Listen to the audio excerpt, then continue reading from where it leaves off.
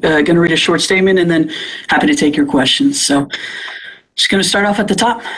Today I am submitting my resignation effective July 1st. I think this date ensures that there is a presiding officer during the May and June elections and allows the Election Commission the time they need to find a replacement.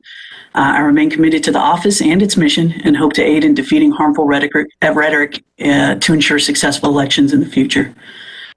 Ultimately, the buck stops with me to address these issues and conduct elections on behalf of the voters. And I didn't meet my own standard, nor the standard set by Commissioner's Court in doing so. But through this transition, we now have a real opportunity to have the hard but necessary conversations in order to solve the problems for the future elections and further bolster the elections administration.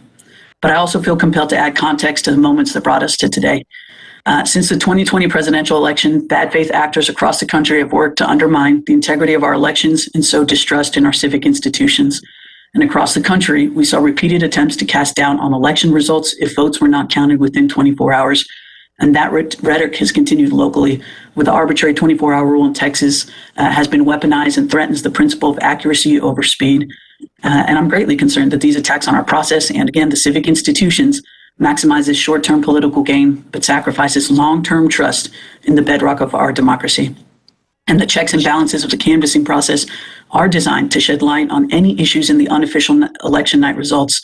That's the entire purpose of the process. To declare failure before the process is even completed is a disservice to voters.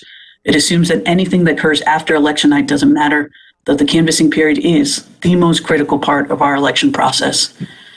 And additionally, the restrictive voting laws of Senate Bill 1 are a direct result of Harris County, the largest and most diverse in the state, broadening access to voters through innovative processes like drive-through voting, 24-hour voting, and expanding access to mail ballots.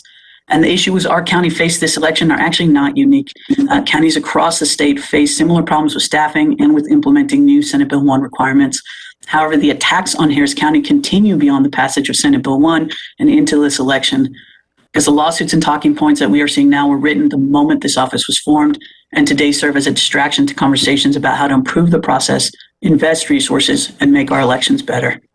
Instead of working together to fix issues, these actions only further divide and eliminate opportunities for improvement. It doesn't excuse any mistakes that were made, but to ignore the culture of fear and lies that lead to political violence and an attack on our democracy is to miss a crucial variable in this problem. So with that, I'm open to any questions that y'all might have.